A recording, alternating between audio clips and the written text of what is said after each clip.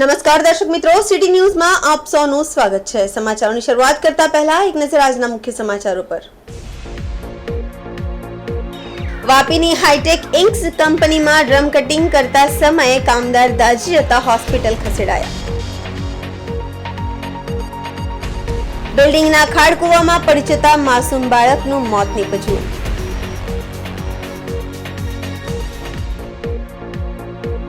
આજે સંજાન બંધને નહિવત પ્રતિસાદ।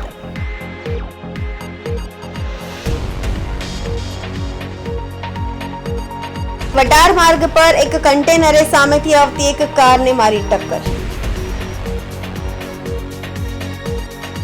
હવે સમાચાર વિગતવાર જોઈએ। વાપીની હાઈટેક ઇન્ક્સ કંપનીમાં ડ્રમ કટિંગ કરતા વખતે કામદાર દાઝી જતા એને તુરંત હોસ્પિટલમાં ખસેડવામાં આવ્યો।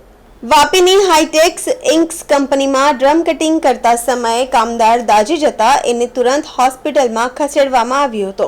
કેમિકલના ડ્રમ કટિંગ દરમિયાન આવી ઘટનાઓ વારંવાર બનતી રહે છે, જેને રોકવા માટે અથવા નવી ટેકનોલોજી લાવવી જરૂરી છે। ડ્રમ સાફ કરતા સ્પાર્ક છે એવું કંઈ કેમિકલના દાણા વડે તો બંધ એટલે ડ્રમમાંથી ઉડ્યું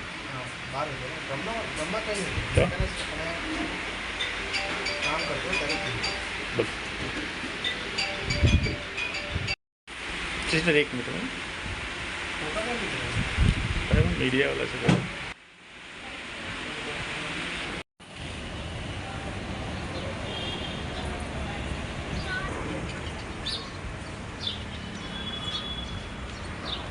વલસાડ જિલ્લાના ઉમરગામના માંડા ગામમાં એક બિલ્ડિંગના ખાડકૂવામાં પડી જતા માસૂમ બાળકનું મોત નીપજ્યું છે।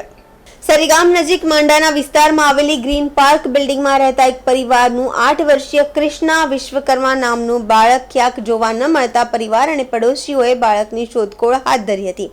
ક્યાંક ન મળતા આખરે બિલ્ડિંગના ખાડકૂવામાં પડી ગયું હોવાથી આશંકાએ તાત્કાલિક ફાયર બ્રિગેડની ટીમને જાણ કરી હતી। ઘટનાની જાણ થતાં જ ફાયર બ્રિગેડની ટીમ સ્થળ પર પહોંચી હતી અને ખાડકૂવામાં તપાસ કરતા અંદરથી મૃત હાલતમાં બાળક મળી આવ્યું હતું। ઘટનાની જાણ થતાં જ ઉમરગામના ધારાસભ્ય રમન પાટકર પણ ઘટના સ્થળે પહોંચી ગયા હતા અને પરિવારને મળી સાંત્વના આપી હતી।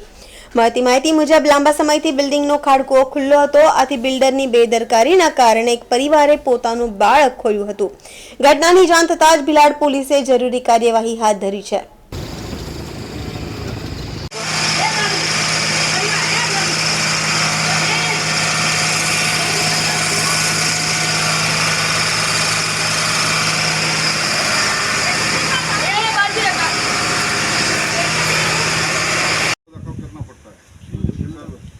बेदरकार रखे तो थोड़ी चालू करो।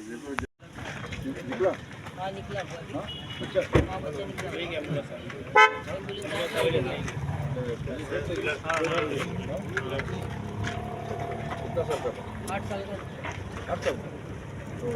સમાચારોમાં સમય છે નાનકડા વિરામનો। વિરામ બાદ આપ જોઈ શકશો આજે સંજાન બંધને નહિવત પ્રતિસાદ।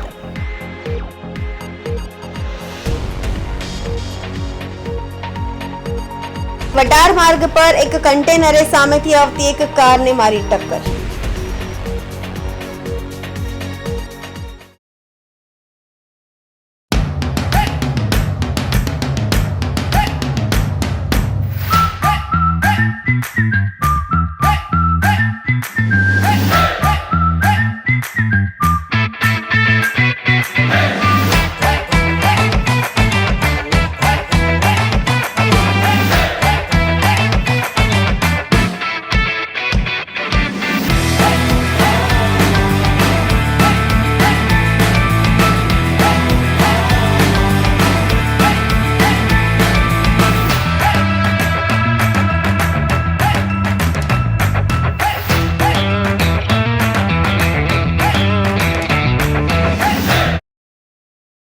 Super Tire, a lifestyle tire store.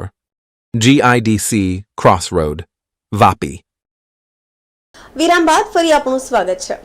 આજે સંજાન બંધને નહિવત પ્રતિસાદ। સવારથી જ સંજાનની બજારો અને દુકાનો રાબેતા મુજબ ખુલ્લી। સંજાનમાં ચુસ્ત પોલીસ બંદોબસ્ત ગોઠવાયો હતો। સેલવાસના નરોલીના બારમાં સંજાનના એક યુવકની હત્યાનો મામલો આપ્યો હતું બંધનું એલાન. મૃતકના પરિવાર ન્યાય અપાવવાની માંગ સાથે બંધનું એલાન કર્યું હતું. પુષ્પક બારના સ્ટાફ સાથે થયેલી બબાલમાં સંદીપ ધોડીની હત્યા થઈ હતી. મૃતકના પરિવારજનો અને ધારાસભ્ય અનંત પટેલ સાથે આદિવાસી અગ્રણીઓએ બંધનું એલાન આપ્યું હતું. મૃતક પરિવારની 4 માંગ હતી. પરિવારના ભરણ પોષણ માટે 50 લાખની માંગ. આ મામલા પર બાર માલિક સહિત આરોપીઓ વિરુદ્ધ એટ્રોસિટી હેઠળ થાય કાર્યવાહી. પુષ્પક બારના માલિક વિરુદ્ધ પણ ફરિયાદ દાખલ કરી હતી. પુષ્પક બારનું લાયસન્સ કાયમી રદ થાય તેવી પણ માંગ કરવામાં આવી હતી.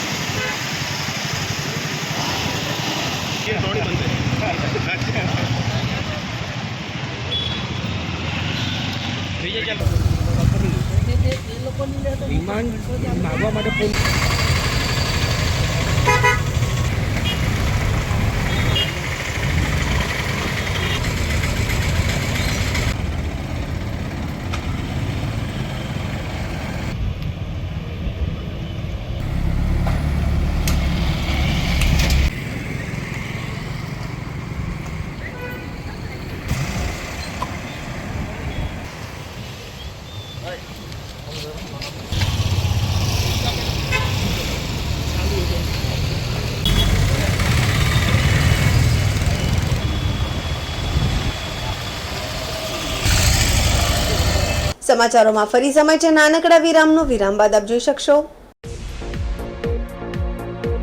વટાર માર્ગ પર એક કન્ટેનરે સામેથી આવતી એક કારને મારી ટક્કર.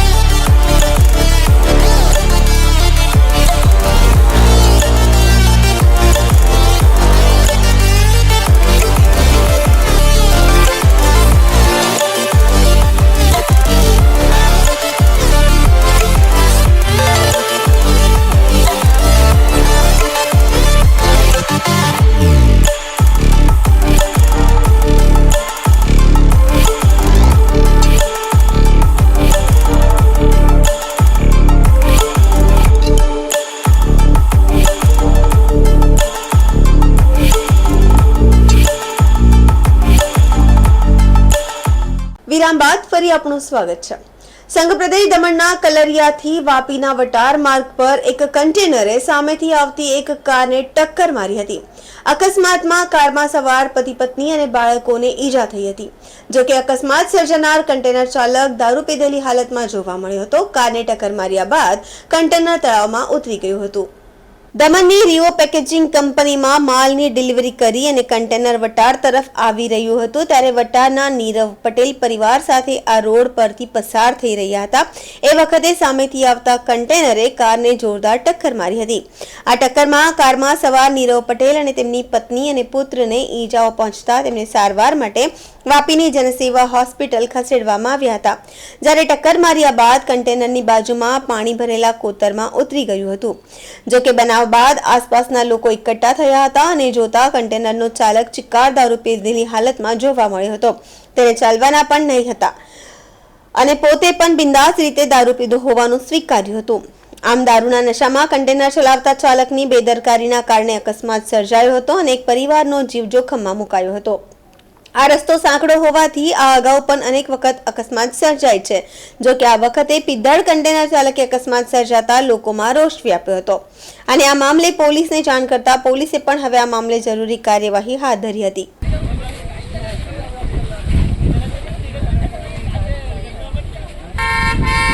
ओए क्या यहाँ बंटी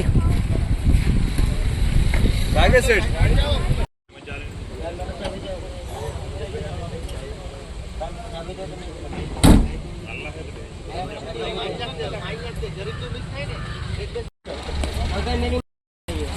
मुझे बात कर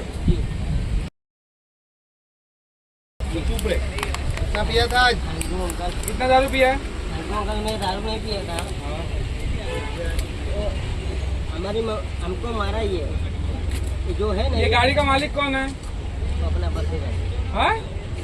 ये मेरे को जोर से मारा बोल, वो जो बोलना है वो ढंग से. ये मेरे को मारा क्यों? बसन भाई हमको ही बता, ये मारा क्यों? मारा क्यों? अरे तू पहले बाहर आ ना, कोई नहीं मारेगा तेरे को. ये मारा क्यों? कौन मारा रे कौन मारा? हमको क्यों मारा? ओए हाँ? कौन मारा? कौन मारा कौन इसको ड्राइवर हो मेरे को कौन मारा? बारह बारह आजा अभी. रुक कोई नहीं मारेगा आजा. अब तेरे को जूता भी मेरा साहब आया है कोई बात नहीं. हाँ कहाँ सर बोलिए. ये मारा कौन मारा? हमको मारा. मोबाइल भी हारा, पासपोर्ट नहीं खुल जाएगा. हमारा मोबाइल भी ले लिया. हाँ चल आजा. वो बंद कर पहले, दरवाजा बंद कर. ओए कताराव में नहीं गेला के जाए तो कार्ड है कपोते साइड हटो. चल ऊपर चढ़. ओए कोई हाथ मत लगाए ना, मारता हूँ. चलेगा चलेगा कोई बात चल बैठ जाओ तो. Thank you thank you. વટારનો રહીશ. મારું નામ જયેશભાઈ ગાંડાભાઈ પટેલ.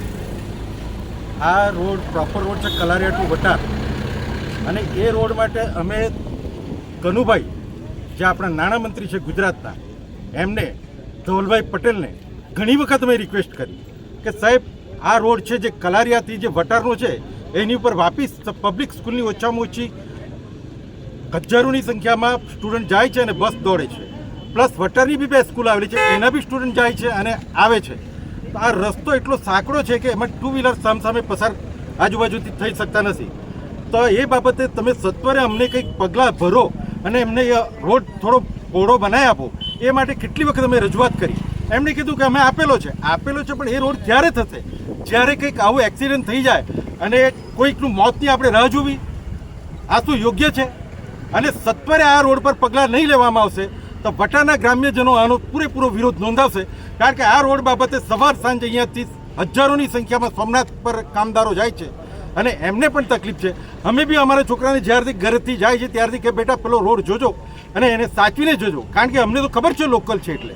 અને આજે બી એક્સિડન્ટ થયું છે એ અમારા કુટુંબીજન છે, મારો ભત્રીજો છે અને આ સામસામે એ લોકો ટકરાઈ ગયા કારણ કે રોડ સાંકડો છે અને એક જણની મિસ્ટેકથી બીજાને મોત આવી શકે છે. તો સાહેબ આ રોડ પર તમે સત્વરે ધ્યાન આપો. જ્યાં ઇલેક્ટ્રિસિટીનું મોટું બોર્ડ બી આવ્યું છે, જ્યાં ટેકનિકલ કોલેજ બી આવી છે અને આ રોડ પર તમે પ્રોપર ધ્યાન નહીં આપશો અને આવા એક્સિડન્ટની આપણે વારે ઘડીએ રાહ જોશું તો પછી એ અમારા માટે બહુ યોગ્ય નથી. શું અમારે મોતની રાહ જોવાની? પ્લીઝ સ્ટુડન્ટ, નાના નાના બાળકો જે આપણે દેશમાં જોઈએ છે કે જ્યારે એક્સિડન્ટ થાય છે ત્યારે એકદમ મોહાપો મચે છે. તો સત્વરે આપણે તે પહેલાં જ આ પગલાં ભરવા જોઈએ અને જેથી કરીને રોડ પહોળો કરે અને ઇઝીલી બેડ ટુ વ્હીલર જઈ શકે એટલી અમારી માન્ય કનુભાઈશ્રીને, ધવલ પટેલ સાહેબને અને જે પણ લગતા અધિકારી હોય જેમના હિસ્સામાં આ રોડ હોય એ સત્વરે બનાવે. નહીં તો આજથી 15 દિવસ પછી વધારે ગામજનો આ રોડનો વિરોધ કરશે અને હડતાલ પર જશે. આપનું નામ? મારું નામ જયેશભાઈ ગાંડાભાઈ પટેલ. સમાચાર પૂરા કરતા પહેલા એક નજર આજના મુખ્ય સમાચારો પર. વાપીની હાઈટેક ઇન્ક્સ કંપનીમાં ડ્રમ કટિંગ કરતા સમયે કામદાર દાઝી જતા હોસ્પિટલ ખસેડાયા. બિલ્ડિંગના ખાડકુવામાં પડી જતા માસૂમ બાળકનું મોત નીપજ્યું.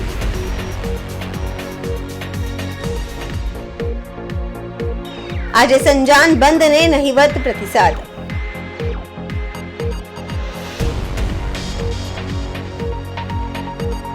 વટાર માર્ગ પર એક કન્ટેનરે સામેથી આવતી એક કારને મારી ટક્કર.